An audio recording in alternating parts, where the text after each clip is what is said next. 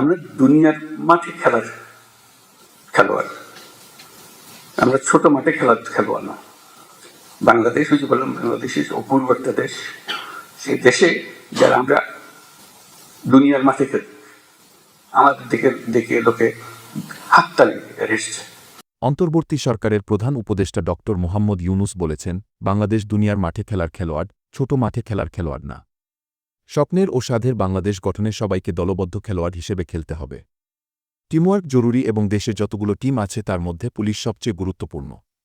প্রধান উপদেষ্টার তেজগাঁও কার্যালয়ে আইনশৃঙ্খলা পরিস্থিতি নিয়ে পুলিশের ১২৭ উচ্চপদস্থ কর্মকর্তার সঙ্গে বিশেষ বৈঠকে এসব কথা বলে তিনি। ডক্টর মোহাম্মদ ইউনুস বলেন, আমরা দুনিয়ার মাঠে খেলার খেলোয়াড়, ছোট মাঠে খেলার খেলোয়াড় না। বাংলাদেশ, ওই যে বললাম, বাংলাদেশ অপূর্ব একটি দেশ। আমরা দুনিয়ার মাঠে খেলি, আমাদের দেখে লোকে হাততালি দেয়। বাংলাদেশ নেমেছে এবার। ওরকম চাই, ওরকম করতে পারি, আমরা বাস্তবেও পারি। আমাদের সে সুযোগ আছে, সেই সুযোগের কথা বারবার বলার চেষ্টা করছি। এ সুযোগগুলো যেন আমরা গ্রহণ করি।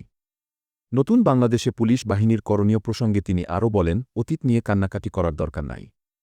নতুনের জন্য আমরা প্রস্তুত এবং করে দেখাব।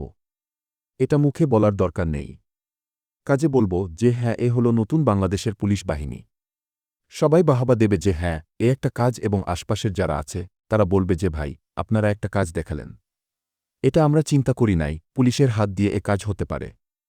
পুলিশের মাথায় চিন্তা আসতে পারে, কারণ পুলিশ সম্পর্কে ইমেজ হলো যে তারা খারাপটাই আগে দেয়, খারাপটা আগে করে। আমরা ভালোটা আগে দেখব, ভালোটা আগে করব। আমাদের পুরো বাহিনীটা নিয়োজিত।